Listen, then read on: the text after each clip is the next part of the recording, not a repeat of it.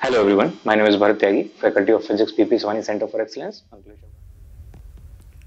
Okay so next topic in dual nature is Heisenberg uncertainty principle. बहुत famous law है, सबने इसके बारे में नाम सुना होगा इसका।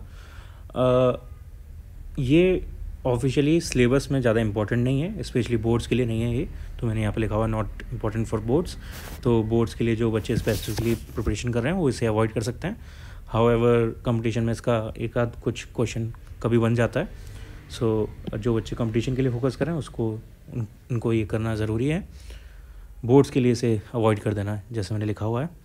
सो ज़्यादा कुछ नहीं करना मैं, बस जो प्रिंसिपल क्या बोलता है, इसका मैथमेटिकल रिलेशन क्या है वो हमें देखना है यहाँ पे। सो हाइजेनबर्ग अनसर्टेनिटी प्रिंसिपल का जो मैथमेटिकल रिलेशन है वो ये है, delta X into delta P is greater than और equals to H cross. H cross is a famous constant and it is basically H upon 2 pi where h is Planck's constant. So basically this is a constant function, universal constant, and that tells us that delta x and delta p is also constant. Hence delta x is inversely proportional to delta p. And what are delta x and delta p here?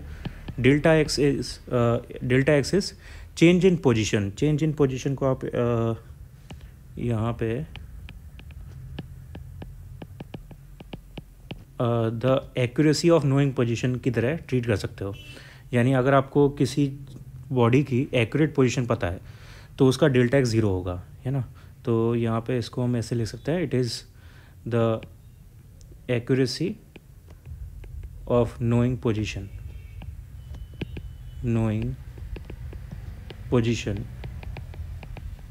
Of a particle okay. Same for delta पे is change in momentum, और मास क्योंकि generally constant होता है तो speed, change in speed के बारे में बात हो रही है यहाँ पे। सो चेंज इन मोमेंटम, तो हम ये डेल्टा पी यहाँ पे डेल्टा वी के सिमिलर है, ऐसे हमें समझना है। So this is the accuracy of knowing the speed in knowing the speed और momentum of a particle. Okay, so what it is telling us, it is telling us that if we know perfectly accurately the position of a particle, let's say it is an electron, so the delta x has to be 0 to know the exact position. But if delta x is 0, the delta p will be infinity, which is impossible. That means we cannot know ideally very accurately the position of electron or position of any other particle, and vice versa also. If we want to know delta p specifically, यानी speed किसी particle की हम exactly पता करना चाहें तो उसका momentum change या स्पीड चेंज ज़ीरो हो जाएगा, and that will make it the variation in position या inaccuracy in position tends to infinity. यानी the particle could be anywhere in the universe.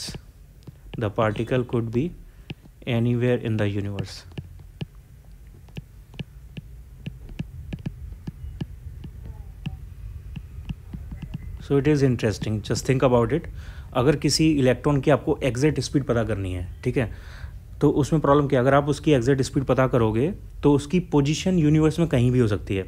यानी आपने किसी एटम के अंदर इलेक्ट्रॉन की एग्जैक्ट स्पीड पता कर ली, वो तभी पॉसिबल है थियोरेटिकली जब आपको उसकी पोजीशन के बारे में कुछ भी पता नहीं है। यानी that electron can be on the other side of galaxy और even worse on the other side of universe, वो कहीं पर भी हो सकता है।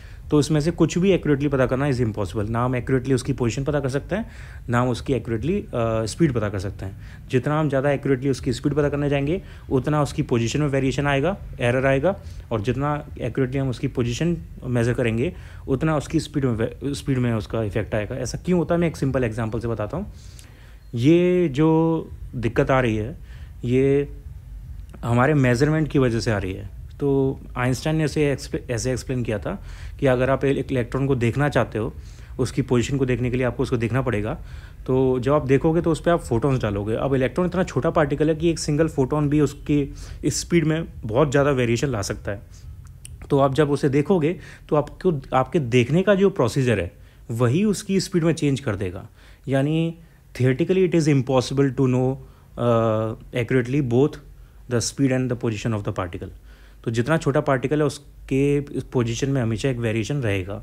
जितना आप अच्छे से स्पीड जानते हो, पार्टिकल फिर कहीं भी हो सकता है, हमें कुछ आइडिया नहीं है. वो पार्टिकल, हमारी बॉडी का पार्टिकल कहीं बाहर भी एग्जिस्ट कर सकता है, ऐसी प्रोबेबिलिटी है. अब ये सुन के थोड़ा वियर्ड लग रहा होगा, लेकिन it is true. Quantum nature ऐसे ही वर्क करता है. This is why quantum nature is so intuitive. तो इसलिए क्वांटम मैकेनिक्स के बारे में ये सारी चीज़ें बोली जाती हैं, because it does not follow our normal common sense. और इसी की वजह से यहाँ पे एक कंसेप्ट यूज़ किया जाता है वेव फंक्शन का. हम एक पार्टिकल का वेव फंक्शन बताते हैं हमेशा. उसकी वेव फंक्शन के अंदर ही ये पता होता है कि ये पार्टिकल इस रीजन में कहीं एग्जिस्ट कर सकता है. यहाँ पे इस पॉइंट पे इसको होने की प्रोबेबिलिटी इतनी ज़्यादा है, यहाँ पे कम है, लेकिन कहीं पर भी वो प्रोबेबिलिटी ज़ीरो नहीं होती actually. So wave function looks like this.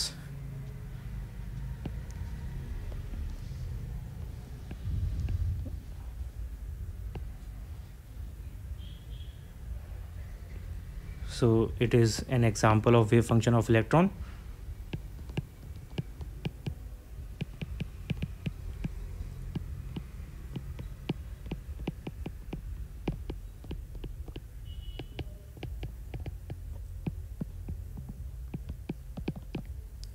So what it is showing that यहाँ पे जो particle है, it has maximum probability of being is here.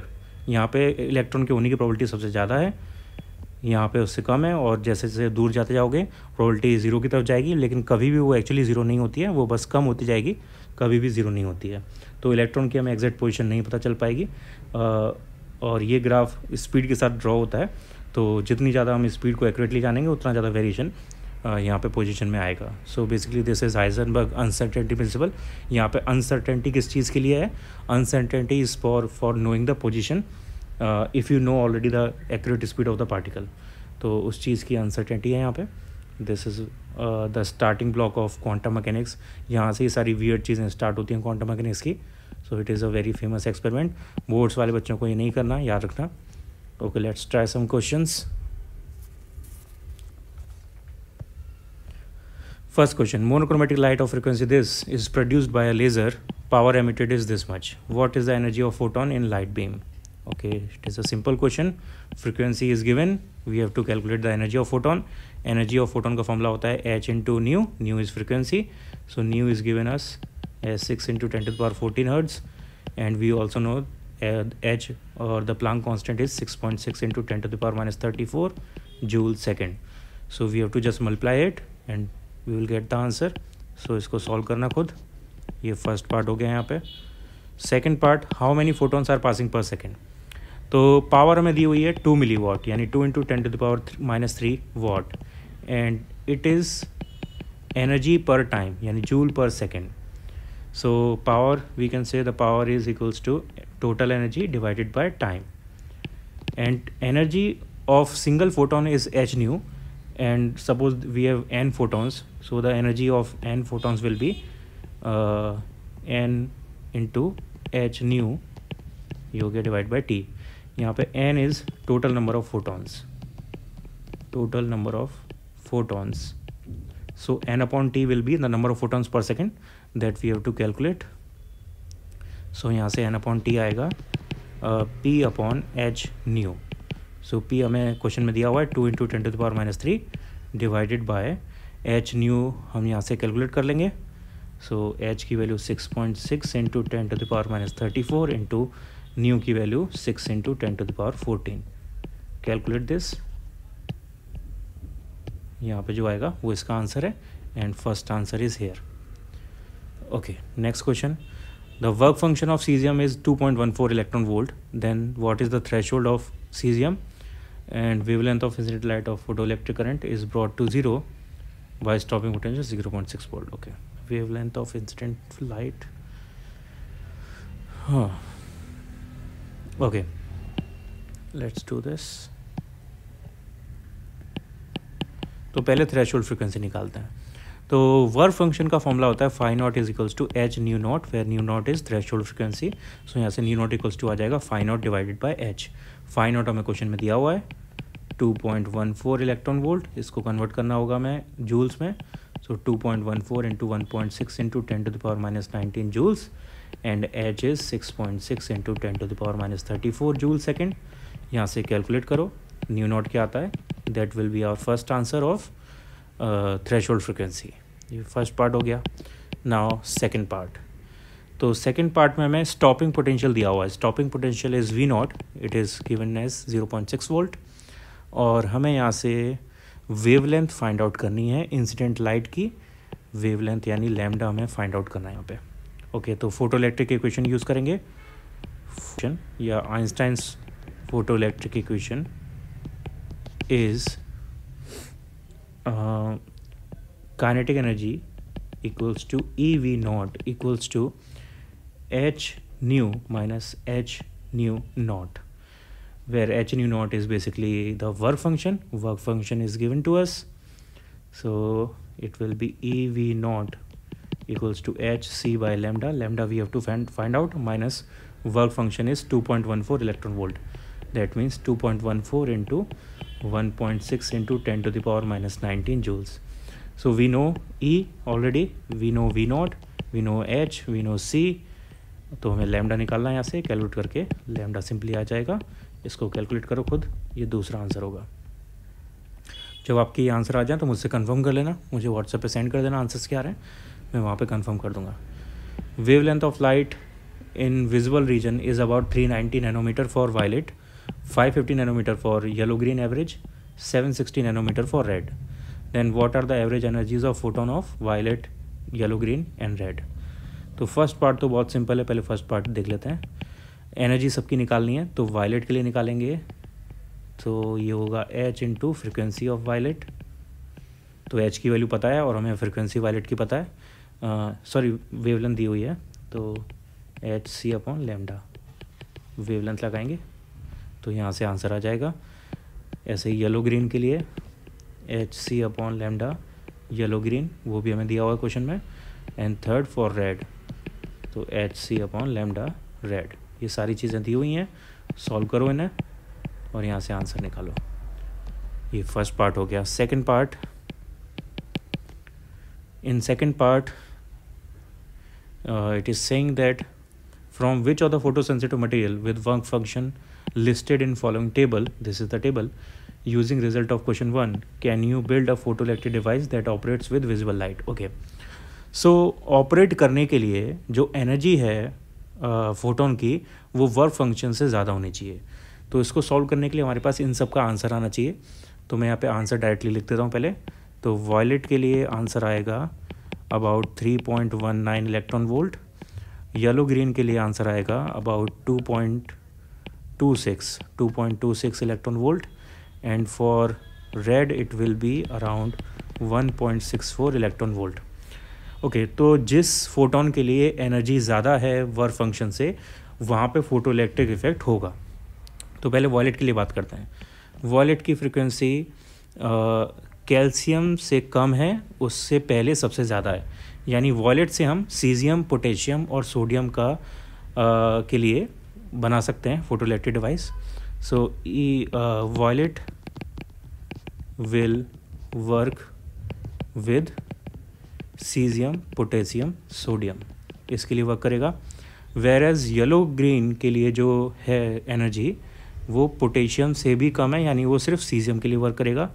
So yellow green will work only with cesium, and for red it is 1.64, which is smaller than cesium also. So there is no material listed in this table which can work with red. So red will not work with any given material. Not work with any given material. Okay, so ये इसके answers हैं. यहाँ पे किसी के साथ work नहीं करेगा. Next question, what is the de Broglie wavelength associated with an electron moving with this much speed and a ball of mass this much moving with this much speed. Okay, we know that formula for de Broglie wavelength is lambda equals to h upon m v. So first part के लिए हमें मास पता है electron का, 9.1 into 10⁻³ kg। Speed हमें दी हुई है electron की 5.4 इंटू 10⁻6 मीटर पर सेकेंड, और एच की वैल्यू हम ऑलरेडी जानते हैं 6.6 इंटू 10⁻34 जूल सेकेंड। सारी वैल्यूज़ को प्लेस करो और इसको सॉल्व करो, क्या आंसर आता है। And same we have to do for b part also, complete the b part also. Okay, next question. An electron, an alpha particle and proton have same kinetic energy. Which of these particle has shortest and longest de Broglie wavelength? So formula of de Broglie wavelength in terms of kinetic energy we want. So in terms of kinetic energy it is √2 km. So since kinetic energy is constant for everyone and h is also constant for everyone, so the relation will be lambda proportional to 1/√m. So whoever has the highest mass will have shortest wavelength. So the highest mass is for alpha particle. M alpha is higher than M electron, which is higher than M proton, which is higher than M electron. So the wavelength will be shortest for alpha, then proton, and highest for electron. This is the answer for this question. Next, a particle is moving 3 times as fast as electron. The ratio of de Broglie wavelength of the particle to that of the electron is this much. Calculate the particle's mass and identify the particle. Okay. So for electron, let's see, the formula is lambda E is equals to h upon me into ve. And the for particle it is lambda p equals to h upon mp into vp. Okay, it is saying that the particle is moving 3 times as fast, yani vp is equals to 3mve. Okay, let's divide both the wavelengths.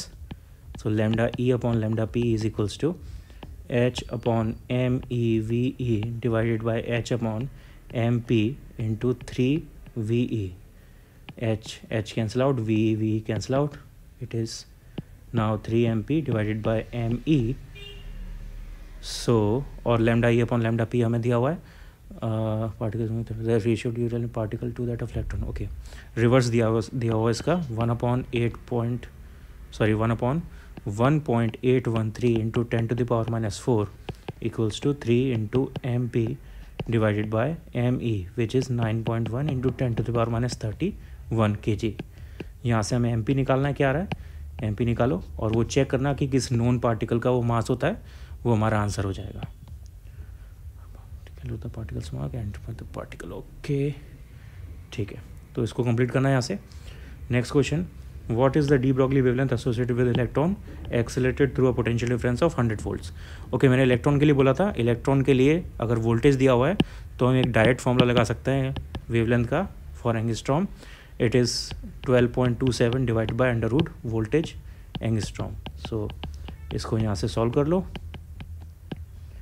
ये आ जाएगा 1.227 angstrom answer.